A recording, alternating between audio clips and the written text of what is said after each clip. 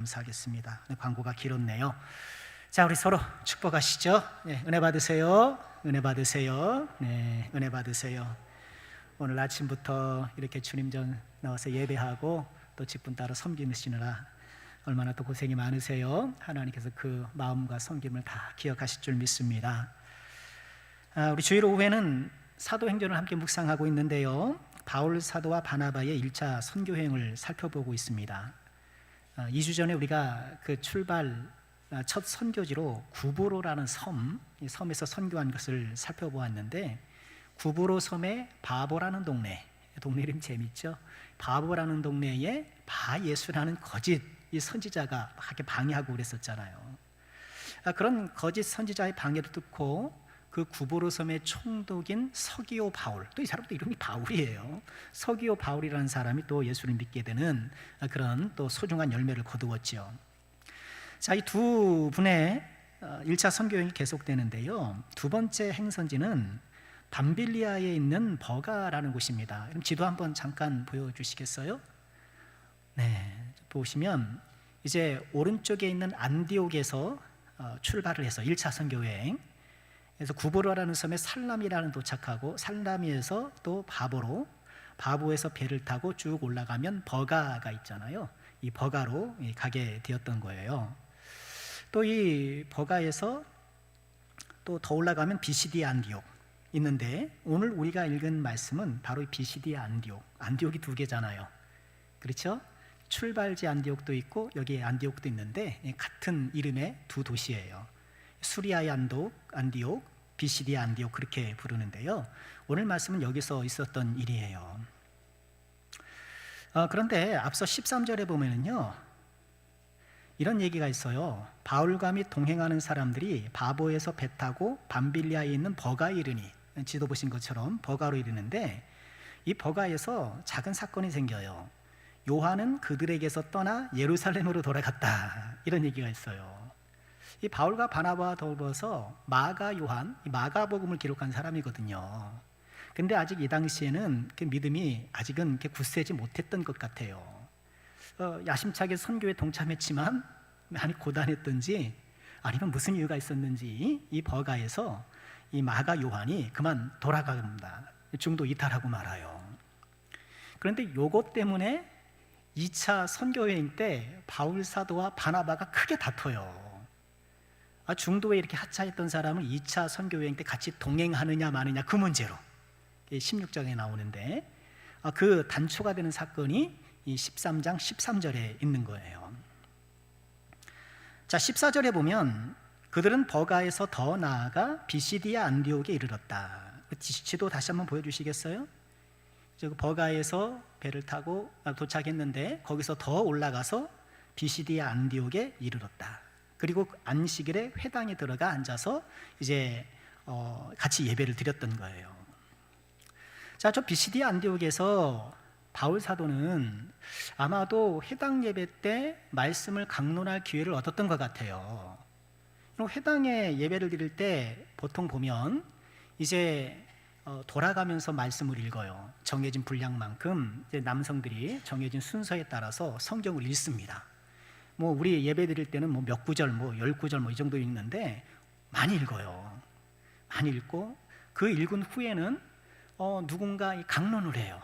근데 회당 예배 때 이 소위 말하는 설교를 아무나 시키겠습니까? 근데 이 비시디 안디옥 회당에서 때마침 바울 사도가 오게 되었는데, 아시는 것처럼 바울 사도는 가말리엘 문화잖아요. 우리로 치면 율법 학교의 스카이란 말이에요.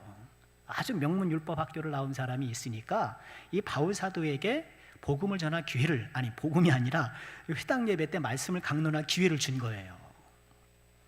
바울 사도가 이 기회를 살려서 뭘 전했겠어요? 율법 해설이 아니라 예수 그리스도의 복음을 전했겠죠.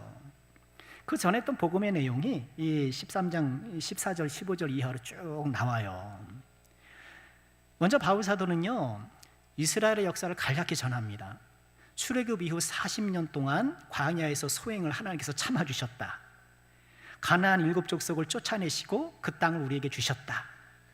그리고 사무엘 때까지 이르러 사사를 주셨다가 이후에 왕정을 허락하셨는데 첫 임금 기스의 아들 사울을 주셨다. 그런데 하나님께서 이새의 아들 다윗을 보고는 내 마음에 합한 자라 하여서 다윗에게 왕위를 주셨다. 그리고 이 다윗의 후손에서 약속대로 이스라엘을 위한 구주가 나셨는데 바로 예수님이다. 딱 이렇게 19절부터 23절까지 이 정도 내용으로 간략하게 역사를 소개하면서 예수님에 대해 말하는 거예요. 자, 예수님으로 말할 것 같으면 어떤 분인가? 여러분 세례 요한 잘 아시죠? 세례 요한이 회개의 샘플을 하면서 그 길을 예비했던 바로 그분입니다. 아니 그런데 이 예루살렘에 사는 자들과 관리들이 이 예수님을 정죄해서 죽게 했습니다. 그런데요, 그 예수님이 살아나셨습니다. 그 예수님이 살아나신 걸 갈릴리의 많은 사람들이 보았고 실제로 목격한 사람들이 너무너무 많습니다. 그러면서 이 예수님에 대하여 이제 종합적으로 제시하는 복음이 39절이에요. 같이 한번 읽어볼까요? 39절, 13장 39절입니다. 시작. 또 모세의 율법으로 너희가 의롭다 하심을 얻지 못하던 모든 일에도 이 사람을 힘입어 믿는 자마다 의롭다 하심을 얻는 이것이다. 여러분, 지금까지 여러분이 율법에 순종하면서 살아왔지만 이 율법으로 의롭다함을 얻지 못했던 그것을 바로 예수님을 믿음을 통해서 얻게 되는 것입니다 하면서 이렇게 얘기를 하는 거예요. 여러분, 우리야 이거 뭐 다 듣던 얘기니까 그렇군요. 그래서 이거 목사님 했던 얘기 또 하네, 다 아는 얘기 하네 하지만 이 당시 비시대 안독했던 회당 사람들은 얼마나 충격이었겠습니까? 그렇습니까? 그런 일이 있었습니까? 그랬을 거 아니에요. 그러면서 바울 사도는요 40절 이하에 보면 그런즉 너희는, 제가 좀 풀어서 좀 읽을게요. 그런즉 여러분은 선지자들을 통하여서 말씀하신 것이 여러분에게 미치지 않도록 좀 주의하십시오. 선지자가 뭐라 그랬습니까? 일렀을 때 보라, 멸시하는 사람들아 너희는 놀라고 멸망하라. 내가 너희 때를 당하여 한 일을 행할 것이니 사람이 너희에게 일러줄지라도 도무지 믿지 못할 일이라 하였느니라. 이렇게 선지자가 한 일을 행할 때인데 도무지 믿지 못할 일이라, 그렇게 부정적으로 예언했던 그 대상자가 되지 않도록 조심하십시오, 이 얘기인 거예요. 자, 바울의 사도의 이 선교는요 엄청난 센세이션을 일으킨 것 같아요. 그러니 오늘 말씀 보니까 사람들이 요청해요. 다음 안식일에도 한 번 더 얘기해 주십시오. 한 번만 듣고는 우리가 좀 어려울 수 있으니 이 얘기를 한 번만 더 해주십시오 하면 다음 안식일에 또 이야기를 해달라고, 복음을 전해달라고 얘기를 해요. 그리고 그 안식일에는 그 도시에 비시디 안디옥에 많은 사람들이 운집했다, 그 얘기를 전하고 있는데, 자, 오늘 우리가 읽은 이 본문이 바로 그 다음 안식일에 모였을 때 일인 거예요. 자, 어떤 이야기를 하고 있나요? 또 오늘 말씀을 통해서 주시는 은혜를 묵상하고 싶은데요. 자, 세 가지를 묵상하고 싶어요. 첫째는 바울과 바나바는 이 처음 복음을 받아들인 사람들에게 이렇게 당부를 해요. 항상 하나님의 은혜 가운데 있으라, 이렇게 당부를 해요. 43절 보실까요? 회당의 모임이 흩어진 후에, 이 첫 안식일 모임이 흩어진 후에 유대인과 유대교에 입교한 경건한 사람들이 많이 바울과 바나바를 따르니, 많은 사람들이 그 말씀에 동조하고 이제 따르기 시작한 거예요. 근데 두 사도가 더불어 말하면서 항상 하나님의 은혜 가운데 있으십시오, 이렇게 얘기를 하는 거예요. 항상 하나님의 은혜 가운데 있으십시오. 항상 하나님의 은혜 가운데 있으라고 하는 이 말씀은요 두 가지 이중적 의미가 있어요. 하나는 지금 바울 사도가 선포했던 이 은혜의 복음을 붙잡으라는 거예요. 지금까지 율법을 행했고 율법이 너무나도 익숙한 사람들인데 이제는 은혜의 복음을 꼭 좀 붙잡으십시오. 이 믿음의 교리를 꼭 붙잡으십시오, 그 얘기를 하는 거예요. 왜 그랬을까요? 당연히 유대인들의 반발이 있을 것이기 때문에. 우리가 새벽에 살펴보지 않습니까? 여러분, 우리가 새벽에 살펴보고 있는 갈라디아는 보다 넓은 지역인데 갈라디아 지역에 있는 도시가 바로 여기예요. 1차 선교여행 때 복음을 전했던 그 도시들이 갈라디아 주에 소속된 교회예요. 그러니 갈라디아서도 이 비시디아 안디옥 사람들에게 대상자이기도 한 거예요. 시기적으로는 뒤지만. 오랫동안 율법을 신봉해왔던 유대인들에게 바울이 전한 복음은 달가울 리가 없어요. 그렇죠. 본인의 인생을 부정하는 거잖아요. 전통을 부정하는 것이잖아요. 나는 이것이 바른 줄 알고 이것이 진리인 줄 알고 딱 살았는데 아니라 그러잖아요. 얼마나 거부감이 일어났죠. 더군다나 예루살렘의 대제사장, 모든 흩어져 있는 유대인들의 어떤 최고 꼭지점에 있는 그 사람들 입장에서는 자신들이 죽인 예수가 구주라고 하니 달가울 리가 없죠. 결사반대하겠죠. 내용은 차치하고라도 이 예수가 그리스도요 메시아다 하나님의 아들이라고 하는 이 진리 자체가 그들에게 가져오는 그런 부정적인 영향력 때문에도 싫어하는 거예요. 그러나 이런 반발과 이런 반대에도 불구하고 여러분들은 이 은혜의 복음을 꼭 붙잡으셔야 합니다. 두 번째로 은혜 가운데 있으라고 하는 것은요, 다만 은혜의 교리를 붙잡는 것뿐만 아니라 은혜의 성령 안에 살라는 얘기겠죠. 은혜의 성령 안에 살라는 것. 믿음 있는 곳에는 항상 성령이 계시기 때문에 여러분, 우리가 은혜로 사는 것은 우리에게 주신 이 은혜의 복음을 우리가 잘 수호하고 잘 붙잡는 것과 더불어서 이 복음을 통해 주시는 성령의 은혜를 체험하고 살아가는 거예요. 이 두 가지가 함께 있어야 되는 것이죠. 은혜의 복음을 받았음에도 불구하고 거짓 교사들에게 훗날 막 흔들리거든요. 이 갈라디아 성도들에게 갈라디아 3장 3절에 보면 이렇게 얘기를 해요. 너희가 이같이 어리석으냐? 성령으로 시작하였다가 이제는 육체로 마치느냐? 이들의 시작조차 성령이었거든요. 은혜의 복음 아래 머무는 것, 하나님의 은혜 가운데 있는 것은요, 우리가 늘 교회에서 듣는 그 얘기예요. 성령 충만한 삶이에요. 여러분, 성령 충만을 좀 사모하시길 바랍니다. 성령 충만을 사모해야 돼요. 자, 오늘 말씀에서 우리가 두 번째로 또 묵상해 보고 싶은 것은요, 하나님의 은혜로운 선택이라는 거예요. 오늘 말씀 속에 아주 중요한 교리가 그 빛바탕에 깔려있는 것을 보게 되는데요. 자, 바울과 바나바가 이처럼 이 사람들에게 센세이션을 일으키고 그들을 따르는 사람들이 많아지니까 유대인들이 막 이제 반박하고 비방하기 시작하는 거예요. 반박이라는 것은 복음의 내용을 비판하는 것이고, 비방이라는 것은 복음을 전하는 바울과 바나바를 음해하는 것이고, 우리가 새벽에 보지 않습니까? 메시지와 메신저를 동시에 공격하잖아요. 이제부터 시작이 된 거예요.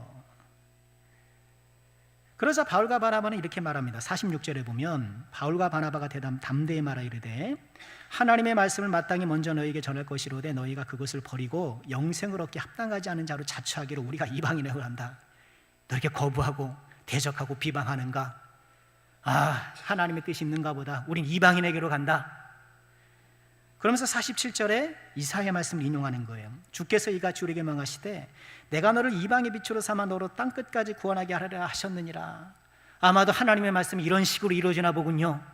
여러분들이 끝끝내 복음을 저항하고 반대하니 우리는 이방인의 빛이 되는 말씀을 쫓아서 이방인을 향해 갑니다. 이런 얘기하는 거예요. 이 이야기를 들으니까 48절에 어떤 반응이 일어나요? 이방인들이 듣고 기뻐하여 하나님의 말씀을 찬송하며, 그 다음 뭐라고 말씀하세요? 48절 보여주세요. 영생을 주시기로 작정된 자는 다 믿더라는 거예요. 우리 48절 같이 한번 보실까요? 여러분 성경 보세요. 같이 읽죠. 시작. 이방인들이 듣고 기뻐하여 하나님의 말씀을 찬송하며 영생을 주시기로 작정된 자는 다 믿더라. 영생을 주시기로 작정된 자는 다 믿더라는 거예요. 여러분, 이 구절에 놀라운 신학적 교리가 담겨 있잖아요. 사람이 믿는 것이 그 믿음의 저변 이면에 뭐가 있다는 거예요? 영생을 주시기로 작정한 하나님의 은혜로운 작정, 은혜로운 선택이 깔려 있다는 거예요. 여러분, 우리의 믿음이 그거잖아요. 오직 믿음, 또 오직 은혜인이요. 복음을 받아들이는 것은 겉으로 보기에는 본인이 의지적으로 결단하고 선택한 것처럼 보이지만 그 이면에는 하나님의 은혜로운 선택이 있었다는 거예요. 여러분, 우리가 믿음을 갖게 된 것이 얼마나 하나님의 은혜예요. 우리가 많은 것을 감사해야 되지만 내가 믿음 갖게 된 것을 감사하시고, 우리 찬양했잖아요. 나의 가장 뭐죠? 선물인가 뭐죠? 갑자기 생각이 안 나네요. 입에서 뭐가 막 튀어나가네요. 나의 가장 귀한 것은 예수님 만난 것이다. 나의 가장 좋은 것은 예수님 만난 것이다. 여러분, 그렇잖아요. 우리의 가장 큰 축복이 뭔가요? 사랑하는 아내 만나고 남편 만난 것도 축복이고, 우리가 얼마나 같이 해주 주셔서 이 세상 헤쳐나가면서 또 살아갈 수 있게 해주신 것도 감사하고, 또 이 토끼 같은 자녀들 주셔서 꽃들 무럭무럭 성장하고 자기 자리 잡아가는 거 보면서 또 감사하는 것도 기쁠 일이지만, 우리에게 믿음 주신 것이 가장 감사한 일이에요. 믿음 주신 것이 감사한 일이에요. 왜냐하면 데살로니가후서 3장 2절에 보면, 또한 우리를 부당하고 악한 사람들이 건지시옵소서 하면서 같이 읽을까요? 시작. 믿음은 모든 사람의 것이 아니니라. 믿음은 모든 사람의 것이 아니라는 거예요. 아무나 믿는 게 아니에요. 참 희한하죠? 아니, 똑같은 엄마야 뱃속에서 나왔는데 누구는 믿고 누구는 안 믿어. 희한해요. 아니, 우리 한국 사람 외모도 다 똑같잖아요. 외국 사람이 보면 다 비슷해 보이고, 우리가 뭐 좀 다른 외국 사람 보면 다 똑같이 보이는 것처럼 우리 다 비슷하게 보이잖아요. 다 김치찌개 좋아하죠. 된장찌개 좋아하죠. 살아가는 거 다 비슷비슷하죠. 그런데도 누구는 예수를 믿고 누구는 예수를 안 믿어요. 하나님의 은혜인 거예요. 영생을 주시기로 작정된 자는 다 믿더라. 자, 이처럼 하나님의 은혜가 이 선택과 결정을 밑바탕으로 한 예수 믿음의 역사가 한쪽에서는 이 비시디 안디옥에서 막 일어나고 있는데, 또 한쪽에서는 막 방해하는 사람들이 일어나는 거예요. 지금 비시디 안디옥에 아주 이 파고가 일어나기 시작한 거예요. 그 전까지는 잠잠했어요. 아무 일도 없었어요. 복음은 이처럼 잔잔한 호수에 돌을 던지는 거예요. 복음이 들어가니까 가정에 원수가 생기는 거예요. 예수님의 표현이 그렇잖아요. 뭐 이런 원수가 아니라 그런 비유적 표현이잖아요. 사람의 원수가 자기 집사람이라고 그러시는 거예요. 그전까지 몰랐어요. 그냥 그게 그건 줄 알고 그냥 살았는데, 복음이 들어오니까 믿음의 세계와 믿음이 아닌 세계가 충돌하잖아요. 복음과 세상이 충돌하잖아요. 그건 자연스러운 현상이에요. 그런 과정을 통해서 이제 믿음이 세워지는 것인데, 이 바울 사도를 반대하는 사람들 어떻게 했을까요? 50절 보면, 이에 유대인들이 경건한 귀부인들과 그 신의 유력자들을 선동하여 바울과 바나바를 박해하게 하여 그 지역에서 쫓아냈다. 희한한 건 경건한 귀부인들이 왜 우리 경건한 귀부인들이 그랬을까? 아마 이 경건한 게 왜 그랬을까? 참 의문스러운 얘기예요. 아니, 경건한다는데 왜 쫓아내는 일에 현혹돼서 가담했을까 싶은데요. 자, 어쨌든 바울과 바나바는 여기서 쫓겨나게 된 거예요. 비시디 안디옥의 유대인들이 본인들에게 굴러온 이 복덩이를 그냥 내던지는 거예요.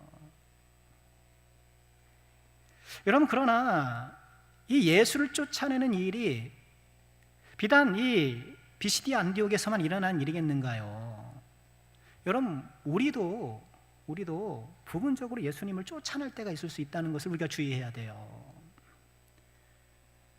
순간의 이득을 위해서, 또 순간의 어떤 것을 위해서, 그렇죠? 그 순간 주님께서 바로 서 계시고 말씀이 내 중심에 바로 서 있어야 할 그 순간에 내가 무너뜨리고 내가 쫓아낼 경우가 있을 수 있다는 거예요. 말씀에 순종해야 할 그 순간에 나 이익과 편의를 위해서 예수님을 쫓아낼 수도 있다는 것이 우리라는 것을 우리가 두렵게 여기면서요. 자, 이처럼 반대가 극심하지만 우리가 마지막으로 묵상할 것 세 번째인데요, 제자들은 기쁨과 성령이 충만하다. 비시디 안디옥 사역의 이 결론이에요. 제자들은 기쁨과 성령이 충만했다. 한쪽에서는 반박과 비방이 충만했고 선동과 박해가 충만했지만 제자들은 기쁨과 성령이 충만했다는 거예요. 여러분, 기쁨과 성령이 충만한 이 제자들의 모습을 우리가 좀 사모하고 우리가 갈망할 수 있길 주의 이름으로 축원합니다. 이 기쁨과 성령은 하나님의 은혜 안에 있는 자의 대표적인 모습이잖아요. 은혜로 살아가는 사람에게는 항상 성령 충만, 그리고 성령 충만에 드러나는 현상으로서 기쁨이 있어요. 요즘 어때요? 기쁘세요? 기쁘세요? 아니, 한화 팬들은 맨날 꼴찌하는데도 나는 행복합니다. 아니, 참 맨날 지고 있는데 올해도 뭐 꼴찌에서 간당간당 올라갔는지 어쩌는지, 그래도 한화 팬들은요, 경기가 끝나면 나는 행복합니다. 이야, 참, 우리가 믿음으로 적용해야 되는 거예요. 믿음으로. 내 삶이 포스트 시즌에 못 나가는 삶이고, 남들 보기에는 아래쪽에 있는 삶이어도 나는 행복합니다. 나는 행복합니다. 한화라서 행복한 게 아니라 예수라서 행복합니다. 예수라서 행복합니다. 우리에게 그런 것이 있어야죠. 성령 충만의 가장 두드러진 드러남이 기쁨이에요. 그리고 성령 충만을 못하도록 할 때 가장 두드러진 방법이 뭐겠어요? 기쁘지 않게 하는 거예요. 기쁘지 않게 하게 하는 거예요. 자꾸 원치 않은 일을 주는 거예요. 자꾸 시련을 주는 거예요. 그래서 그 기쁨을 줄어들게 하고 기쁨을 사라지게 하면서 성령 충만에 지장을 주는 거예요. 요한복음 16장 22절에서 예수님이 이렇게 말씀을 하셨어요. 자, 다 같이 읽을까요? 지금은 너희가 근심하나 내가 다시 너희를 보리니 너희 마음이 기쁠 것이요 너희 기쁨을 빼앗을 자가 없으리라. 이 말씀은 어떤 맥락에서 주셨는가? 보혜사 성령을 약속하신 그 맥락에서 주신 거예요. 너희가 근심하나 내가 다시 너희를 본다. 다시 너희를 본다는 게 뭘까요? 보혜사 성령님이 오신다는 거예요. 보혜사 성령님이 오셔서 어떻게 해요? 너에게 기쁨을 주실 것이고 그 기쁨을 빼앗을 자가 없다는 거예요. 빼앗을 자가 없다는 얘기는 무슨인가요? 누군가 빼앗으려 한다는 거예요. 여러분, 이 빼앗기지 않는 기쁨을 우리가 좀 소망해야 되지 않을까요? 이 기쁨은 외부적인 기쁨이 아니잖아요. 바깥에서 오는 기쁨이 아니에요. 내 안에서 솟아나는 기쁨이에요. 샘솟도 솟아나는 기쁨이에요. 밖에서 오는 기쁨은 또 해요? 밖에서 오는 기쁨은 얻기도 어렵고 얻는다 한들 어때요? 오래가지도 않고 오래가면 오히려 해가 되고. 이거 좀 따라 하셔야 되겠네. 몇 번을 했는데 새롭다는 눈빛들이네요. 세상의 기쁨은 따라 합시다. 세상의 기쁨은 얻기도 어렵고 얻는다고 오래가지도 않고 오래가면 오히려 해가 된다. 이거 꼭 기억하셔요. 세상 기쁨의 속성이에요. 세상 기쁨이 좋다고 아주 근데 그거 막 붙잡고 쫓아가잖아요. 그럼 나한테 해가 돼요. 우리에게 기쁨은 안에서 솟아나는 기쁨이어야 해요. 그럼 그 기쁨을 우리는 어떻게 누릴 수 있을까? 성령 충만을 어떻게 우리는 경험할 수 있을까? 어떻게 해요? 어떻게 해요? 예수님이 이어서 16장 아까 22절이었잖아요. 24절에 말씀을 하셔요. 같이 읽을까요? 지금까지는 너희가 내 이름으로 아무것도 구하지 아니하였으나 구하라 그리하면 받으리니 너희 기쁨이 충만하리라. 너희 기쁨이 충만하니라. 그 비결이 뭐예요? 기도예요. 기도예요. 주님은 우리에게 기쁨을 주길 원하시고 성령 충만을 주기 원하시고 그리고 그것을 어떻게 누릴 수 있는가 또 주셨어요. 성령이 주시는 기쁨은 오늘 말씀을 통해서 보면 주님이 주시는 것인데, 이 본질적으로 성격과는 크게 연관된 게 아니에요. 여러분, 성격적으로 기본적으로 즐거운 사람들이 있잖아요. 그렇죠? 저는 어떤 것 같아요? 네? 저는 남들 보기 모르지만 제가 볼 때는 전 기본적으로 즐거움이 있는 사람이에요. 좀 그렇게 생각을 해요. 성격적으로 즐거운 사람은 믿음 생활에 유리할 수 있어요. 그렇죠? 왜냐하면 기본적으로 자기 생활에 성실한 사람이 믿음 생활도 성실하게 하겠죠. 또 공부를 좋아해서 머리가 좋은 분이 성경 공부를 하면 더 유리하겠죠. 그죠? 잘 이해하고 잘 받아들이겠죠. 그런 거예요. 그러니까 기본적으로 우리에게 어떤 바탕을 주신 것은 하나님의 큰 축복이에요. 그런데 성령이 주시는 것과는 좀 다른 거예요. 성령 주시는 건 좀 달라요. 그런 것들은 보조 재료일 뿐이에요.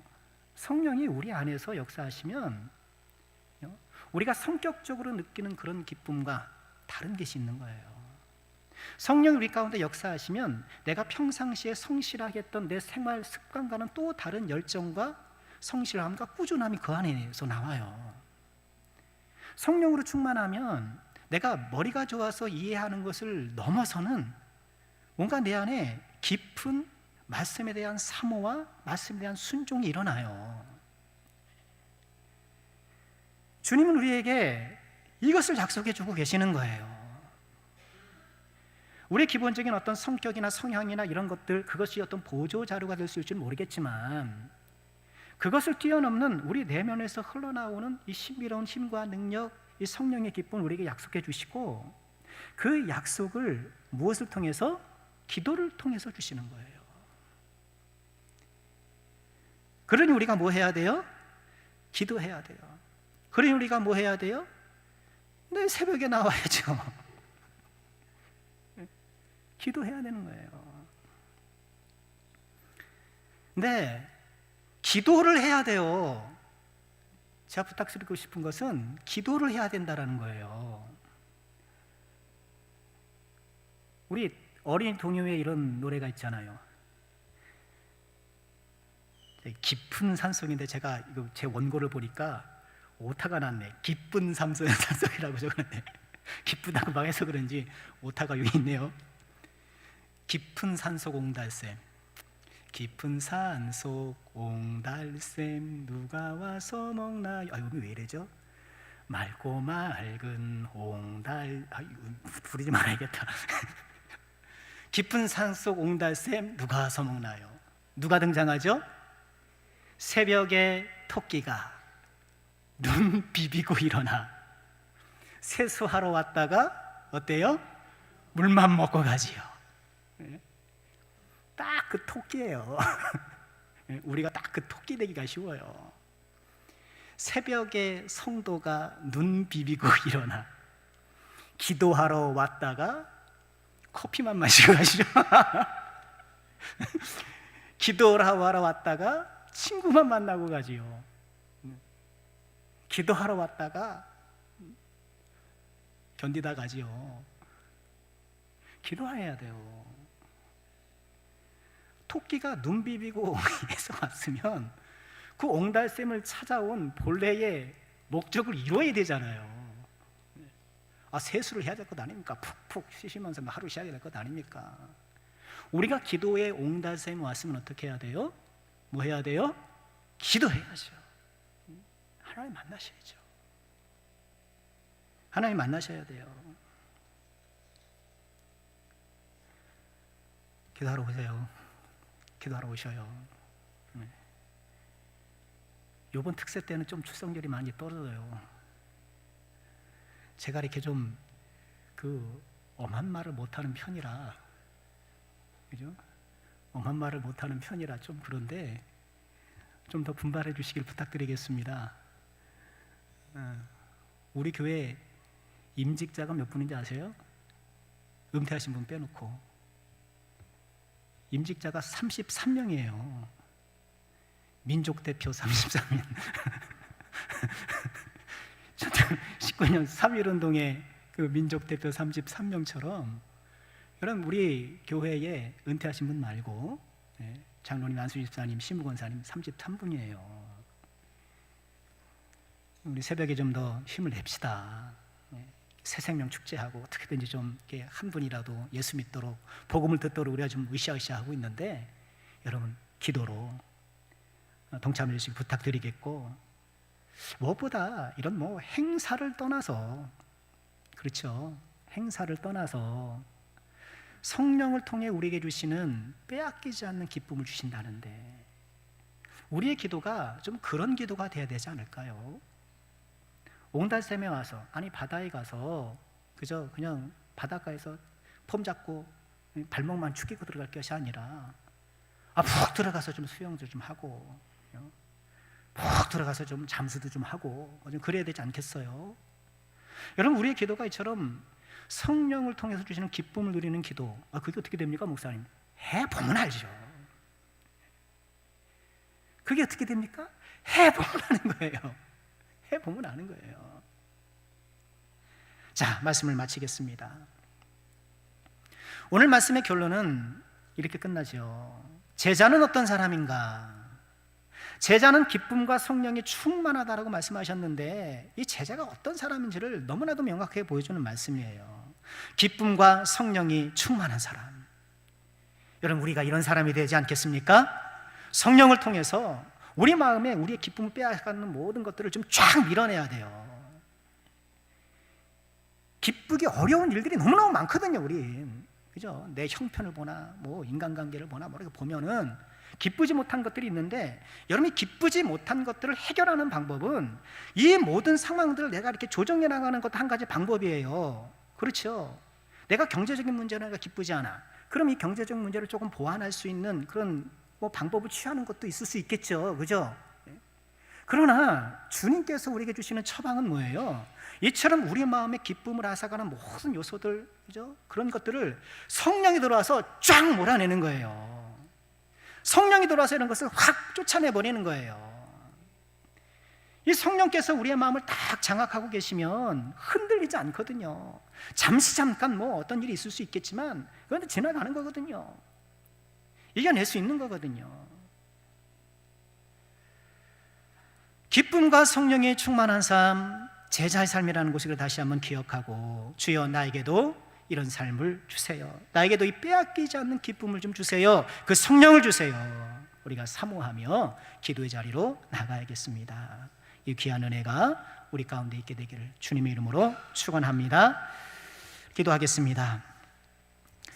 은혜로우신 아버지, 오늘도 주님의 말씀 앞에 저희들을 세워주시니 감사합니다. 주여, 세상이 줄 수 없고 세상이 알 수 없는 그 평강, 기쁨을 주신다고 하셨사온데, 주여 우리 심령이 성령의 기쁨으로 충만하도록 역사하여 주옵소서.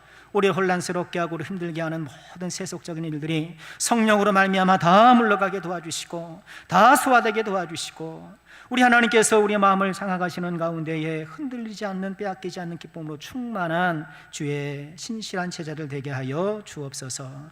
주님께 감사드리며 예수님의 이름으로 기도하옵나이다. 아멘.